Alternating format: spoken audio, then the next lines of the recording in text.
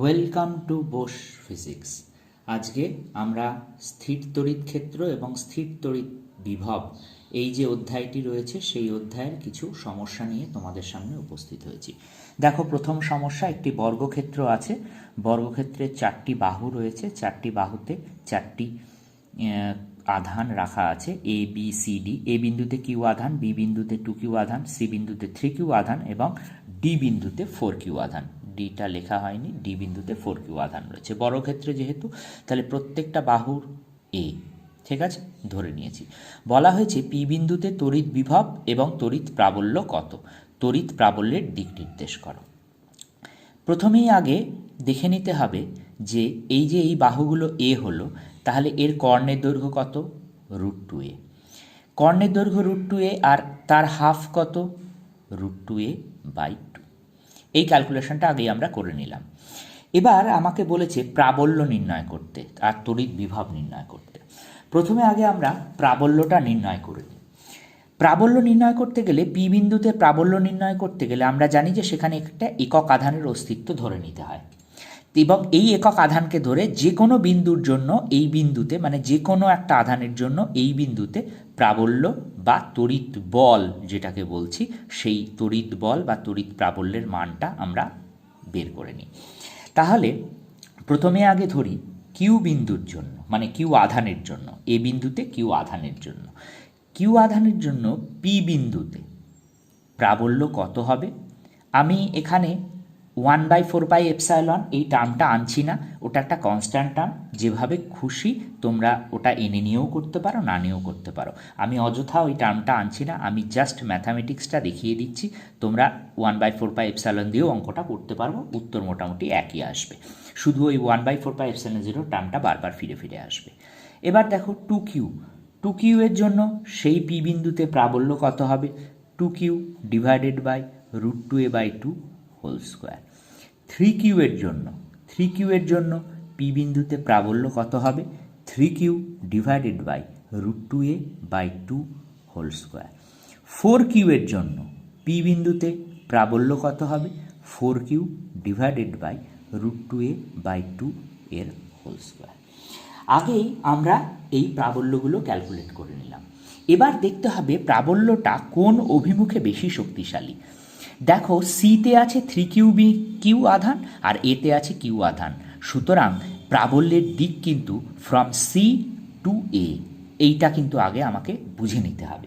তাহলে C two এতে, তাহলে মোট প্রাবল্য সি টু এতে, মানে সি থেকে এর দিকে মোট প্রাবল্য কত, তাহলে ক্যালকুলেশন করো, 3q ডিভাইডেড বাই √2a/2 এর whole square minus Q divided by √2a/2 এর হোল স্কোয়ার।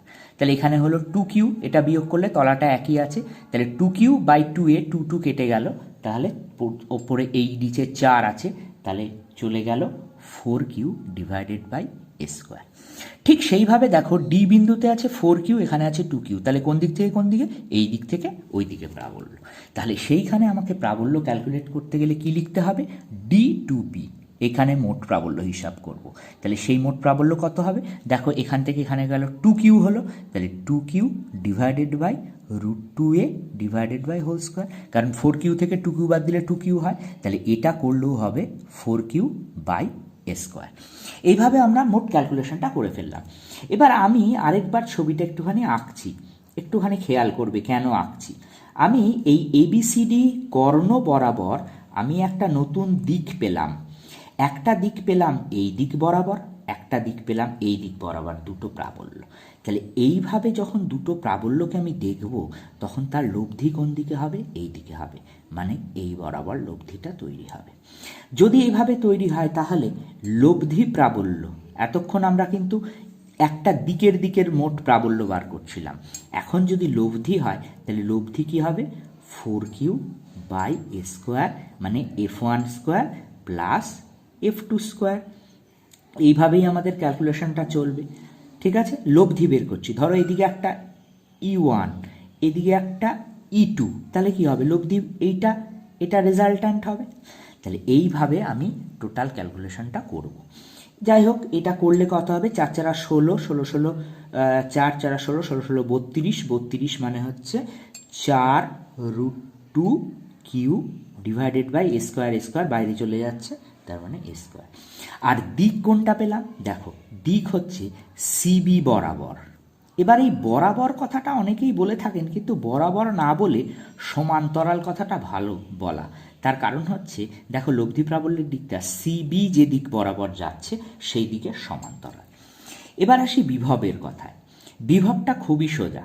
বিভবটা হচ্ছে যে আমি এই যে প্রত্যেকটা পজিটিভ আধান যে কিউ একটা, তার জন্য সে কত দূরত্বে আছে, √2a/2 দূরত্বে আছে। তেমন 2q আছে, সেই একই দূরত্বে আছে। সম দূরত্বে আছে 3q, আরেকটাও দূরত্বে আছে।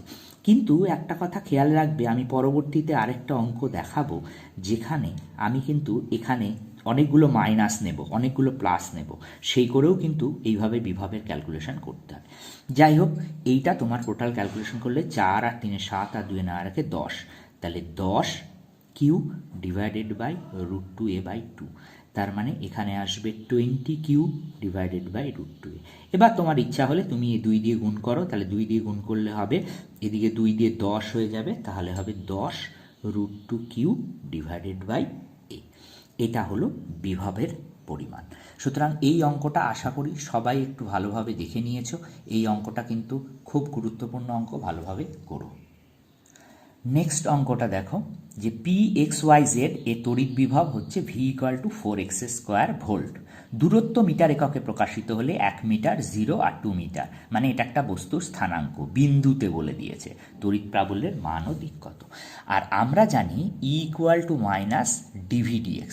এই dvdx শব্দটা অনেকেই কিন্তু ডেল ভি ডেল এক্স এইভাবেও কিন্তু উল্লেখ করেন, -del(v)del(x)। তো অবাক হওয়ার কিছু নেই, এটা পার্শিয়াল ডিফারেন্সিয়েশনের আন্ডারে বলে, যেহেতু কেন পার্শিয়াল ডিফারেন্সিয়েশন সেটা আমরা তোমাকে পরে দেখাবো। এটা যেহেতু পার্শিয়াল ডিফারেন্সিয়েশনের অন্তর্গত, সেই জন্য কিন্তু এইভাবে ক্যালকুলেশনটা লেখা হয়। তো তোমাদের এই ব্যাপারটাকে জাস্ট যখন যেভাবে পাবে তখন সেভাবে তোমরা ক্যালকুলেট করবে। তাহলে আমরা যদি জানি E = -dvdx, তাহলে ভি এর মান একটু আগেই তো বললাম, লেখাও আছে v = 4x² ভোল্ট। তাহলে এখানে যদি 4 বসাও তাহলে -ddx অফ 4x², তার মানে 4 দুগুণে 8। দেখো এই যে 4 দুগুণে 8, 8x, তাহলে হ্যাভিং আ মাইনাস সাইন। এবার আমাকে দেখতে হবে যে কোন বিন্দুতে বলেছে।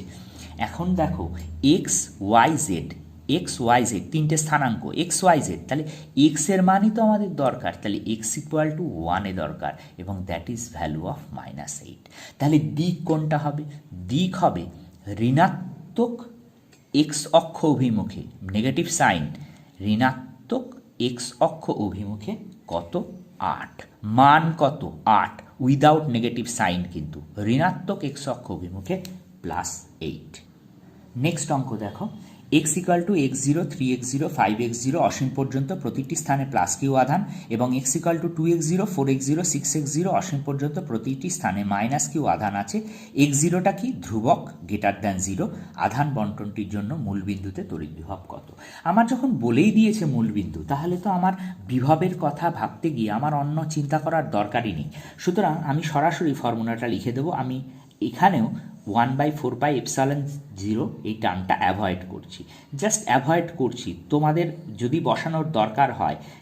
বসানোর দরকার হয় তোমরা অবশ্যই সেটাকে বসাবে।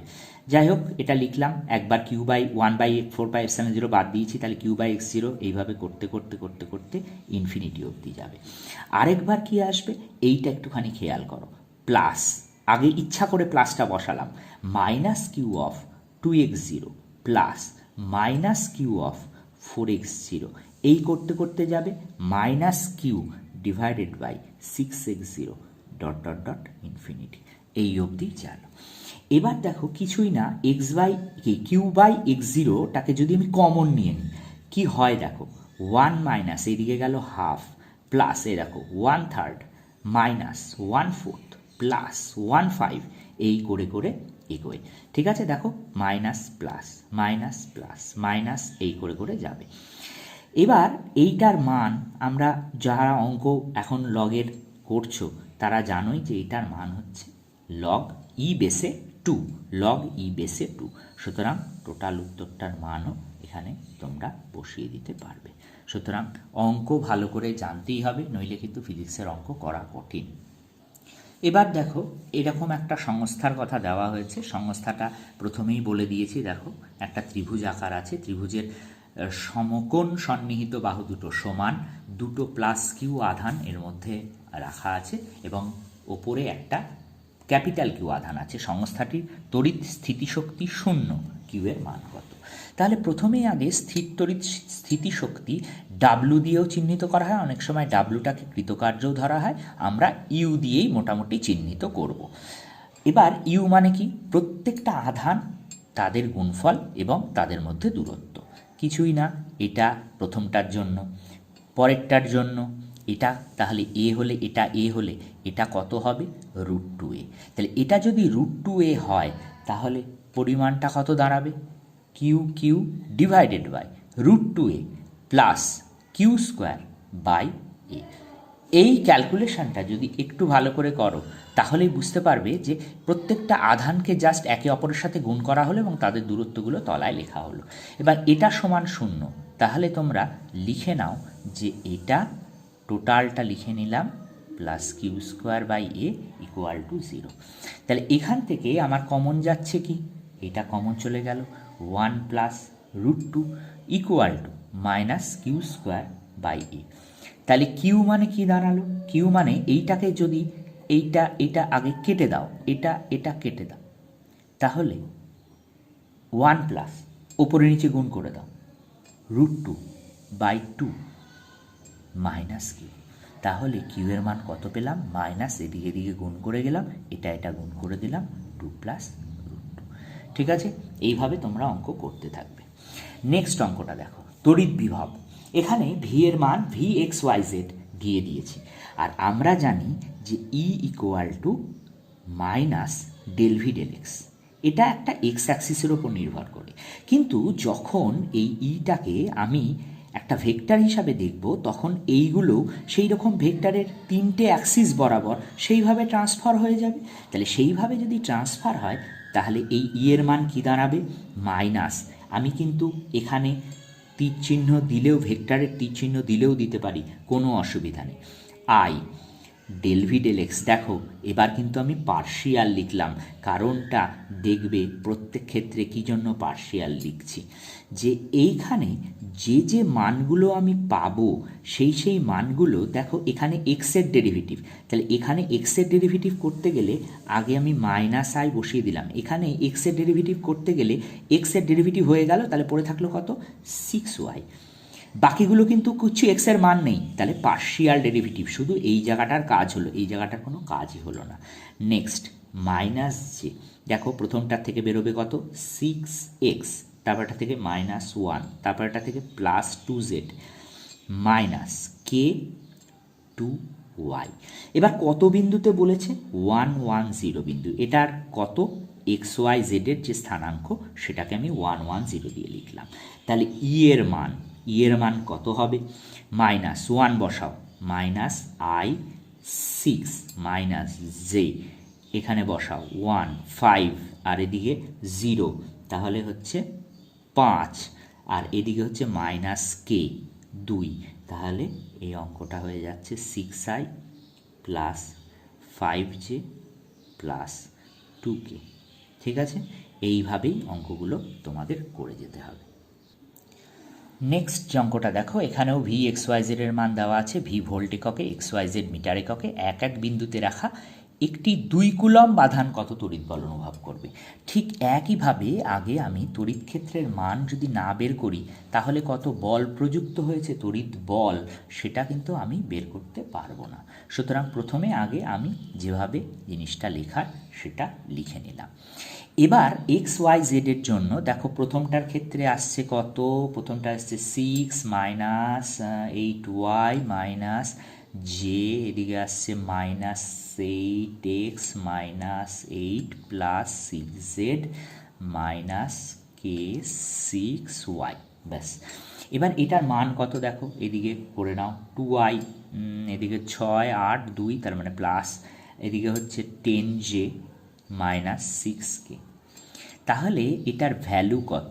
এটার ভ্যালু হচ্ছে 2 square plus 10 square plus 6 square, তার মানে এর মড ভ্যালু, এর পরম মান √140। তাহলে এফ এর মান কত? এফ এর মান আমরা জানি কিউ ইন্টু ই। তাহলে কিউ কত?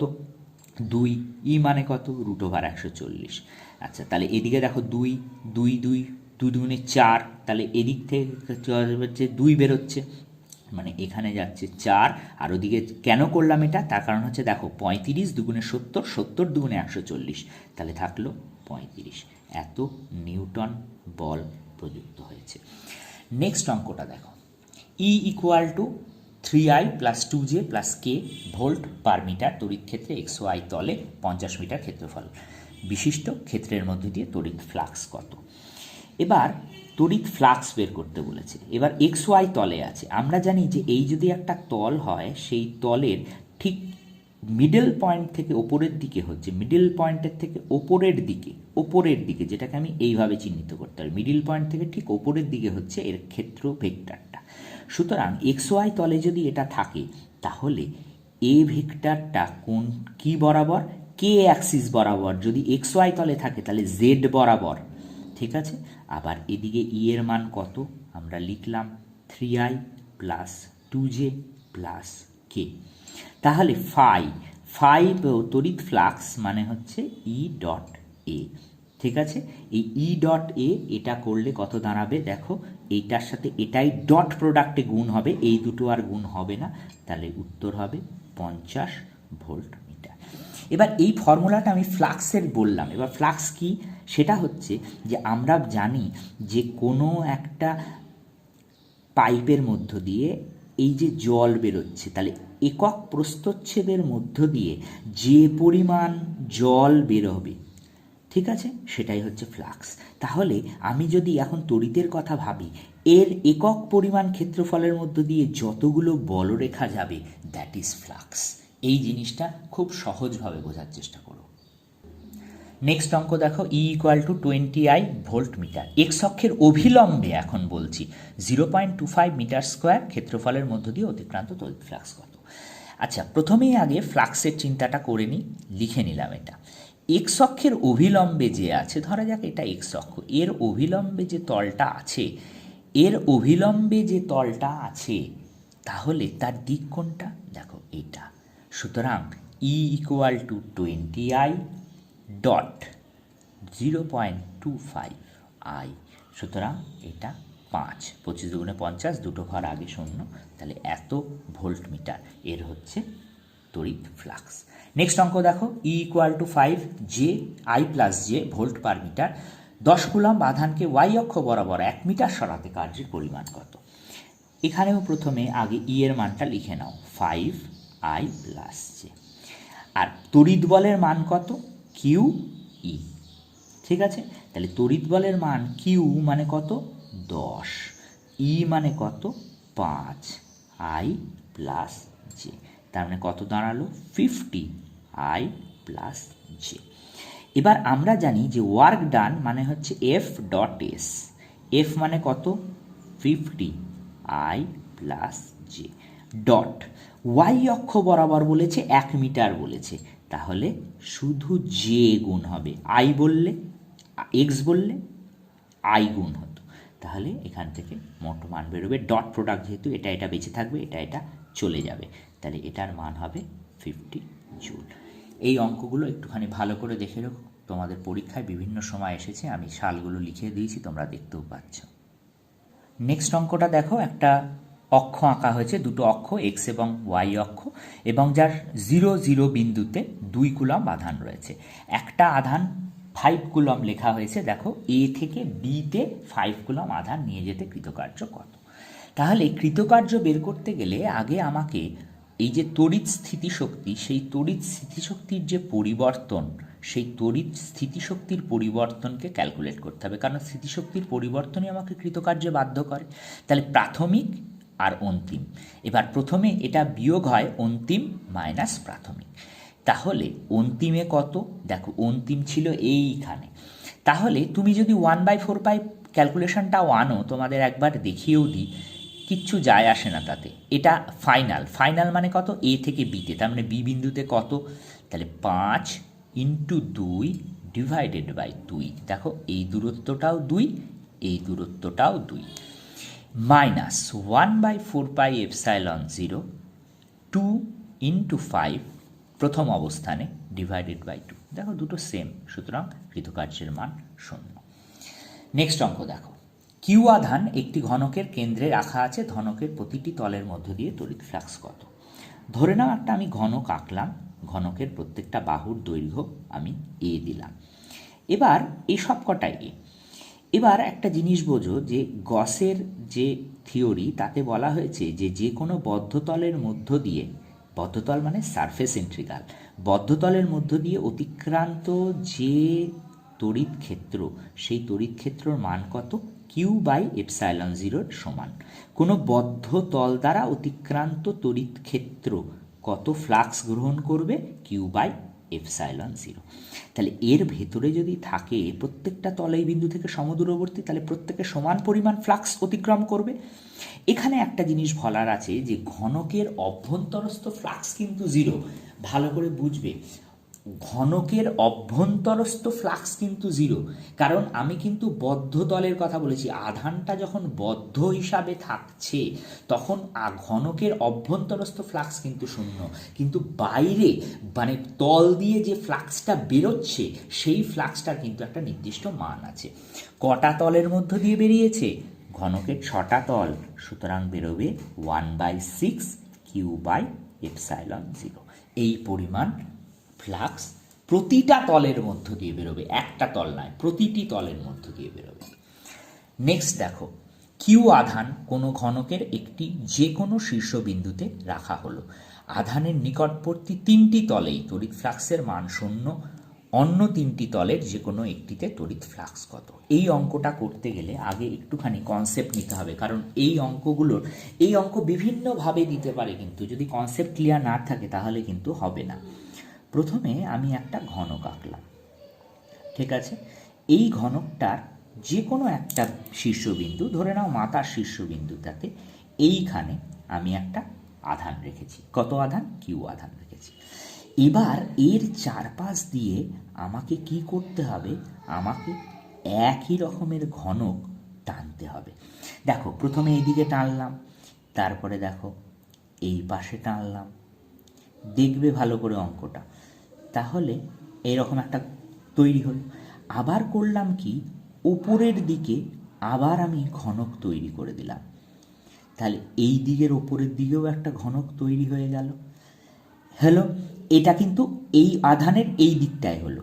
আবার পেছনের দিকেও এরকম করে আমি 4টে ঘনক তৈরি করে দিলাম। তাহলে প্রত্যেকটা ক্ষেত্রে হলো কি, যে এই আধানটা একটা ঘনকের মধ্যে এসে গেল। সেই কত ঘনকের মধ্যে এসে গেল, সেটা হচ্ছে প্রত্যেকটা বাহুর দৈর্ঘ্য যদি এ ধরি, তাহলে দেখো, তাহলে 2a ধার বিশিষ্ট, খেয়াল করো ভালো করে, 2a ধার বিশিষ্ট ঘনকের ঠিক মধ্যেখানে, 2a ধার বিশিষ্ট ঘনকের ঠিক মধ্যেখানে কিউ আধানটা থেকে গেল। এবার আমরা জানি যে 2a আধানের মধ্যে যখন থাকলো, তাহলে আমরা জানি খুব সহজেই যে Q/ε0, প্রত্যেকটা তলের মধ্য দিয়ে ফ্লাক্স বেরোবে, কারণ এই তলটার মধ্য দিয়ে যে ফ্লাক্স বেরোবে, এই দিকের তলটার মধ্যে যে ফ্লাক্স বেরোবে, ওপরের তলটার মধ্যে যে ফ্লাক্স বেরোবে সেটা এটা। কিন্তু আমাকে ছোট ঘনকের কথা চিন্তা করতে হবে, তাহলে এই বড় তলটা কটা ছোট ঘনকের একটা তলের করে যোগফল, 4টে করে যোগফল, এটা এটা এটা আর এটা। তাহলে উত্তর হবে 1/6 × 4 ডিভাইডেড বাই Q/ε0, তার মানে 1/24 Q/ε0 প্রতিটা তলের মধ্য দিয়ে যদি তড়িৎ ফ্লাক্সের পরিমাণ আমাকে নির্ণয় করতে হয়। এবার দেখো নেক্সট অঙ্ক দেওয়া হয়েছে যে Q3 আধান, একটা ছবি দিয়েছি, আগে ছবিটা দেখে নাও তারপরে আমি বলছি। Q3 আধানকে এ বিন্দুর সাপেক্ষে 40 সেন্টিমিটার ব্যাসার্ধের বৃত্তপথে সি থেকে ডিতে আনা হয়েছে, তার মানে এ থেকে সি এর দূরত্ব কত, আগেই আমরা লিখে ফেলবো যে এ থেকে সি এর দূরত্ব হচ্ছে 40 সেন্টিমিটার, ঠিক আছে। এবার কি বলেছি, Q3 আধানকে এ বিন্দুর সাপেক্ষে আনা হয়েছে, আর ছবিতে কি দেখতে পাচ্ছ তোমরা, এ আর বি বিন্দুতে Q1 Q2 আধান 30 সেন্টিমিটার দূরে রয়েছে। তাহলে প্রথমে কি বলেছে, তড়িৎ শক্তির পরিবর্তন। খেয়াল করো, তড়িৎ শক্তির পরিবর্তন কে কিউ থ্রি 4πε0। তাহলে এখানে 4πε0 টার্মটা কিন্তু রয়েছে, আমাদের কিন্তু এই 4πε0 টার্মটা তাহলে আনতে হবে।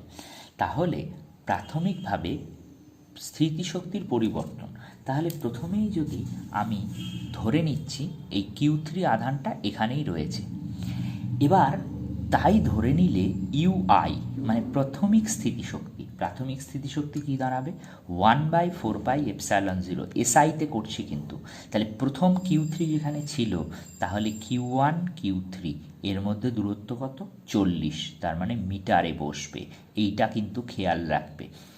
নেক্সট দেখো Q two Q three, Q two Q থ্রির মধ্যে দূরত্ব কত, খেয়াল করো এখান থেকে যদি আমি এই দাগটা নিয়ে, এটা একটা সমকোণী ত্রিভুজের আকার নেয়, দেখো এটা একটা সমকোণী ত্রিভুজের আকার নেয়, তাহলে 30-40, তাহলে এটা অবশ্যই 50 সেন্টিমিটার হবে। তাহলে এর মানটা দাঁড়াবে 0.5 plus Q one Q two, এটা আগেই বলে দিয়েছি, এটার মান কত, 0.3। এবার ফাইনাল যখন ডি বিন্দুতে এসে গেছে, তখন কি কি মানগুলো দাঁড়াবে একটু লিখে ফেলো। তখন কিউ ওয়ান আর কিউ থ্রি এর মধ্যে দূরত্ব কত, 0.4, তার কারণ দেখো এইটাও কিন্তু 40 সেন্টিমিটার, তাহলে এটাও 0.4-এর আন্ডারে যাবে, 0.4 plus Q two Q three, তখন কিউ টু কিউ থ্রির মধ্যে দূরত্ব কত, খেয়াল করো এটা 10 সেন্টিমিটার, তাহলে 10 হলে এখানে 0.1 বসবে, plus Q one Q two সেই দূরত্ব 30ই আছে, 0.3। এবার আমি এই দুটোকে বিয়োগ করব, কেন, আমার স্থিতিশক্তির পরিবর্তনটা জানতে হবে। পরিবর্তনটা জানতে গেলে আমি ইউএফ মাইনাস ইউআই করব। তাহলে ইউএফ মাইনাস ইউআই করলে কোন কোনটা কাটা যায় একটুখানি দেখে নিই আমরা।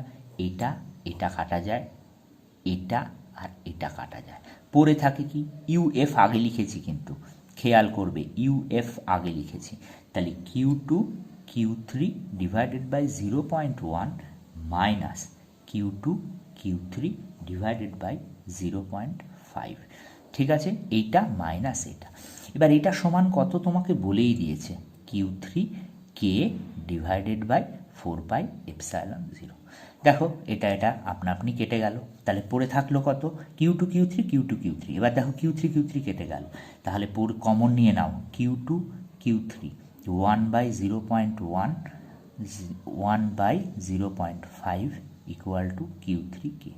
দেখো কিউ থ্রি কেটে গেল, কারণ এগুলো নট ইকুয়াল টু 0, তাহলে কিউ টু এটা করলে কত হয়, 1 এটা, তার মানে 10, এটা করলে কত হয়, 10 মানে 2 ইকুয়াল টু কে, তাহলে কিউ টু 8 ইকুয়াল টু কে, তাহলে কে এর মান আমি কত পেলাম, 8 কিউ টু। এইভাবেই কিন্তু অঙ্কগুলো তোমাদের করতে হবে, তোমরা একটুখানি ধৈর্য ধরে এই অঙ্কগুলো করো। এটা আজকে আমি পার্ট 1 দিলাম, পার্ট 2তে আর একটু টাফ অঙ্ক দেব, যাতে তোমাদের পুরো ব্যাপারটা ক্লিয়ার হয়ে যায়। আশা করি সবারই ভালো লাগলো, দরকার হলে সাবস্ক্রাইব করো, লাইক করতে ভুলো না, আর অবশ্যই সবাইকে শেয়ার করো। ধন্যবাদ।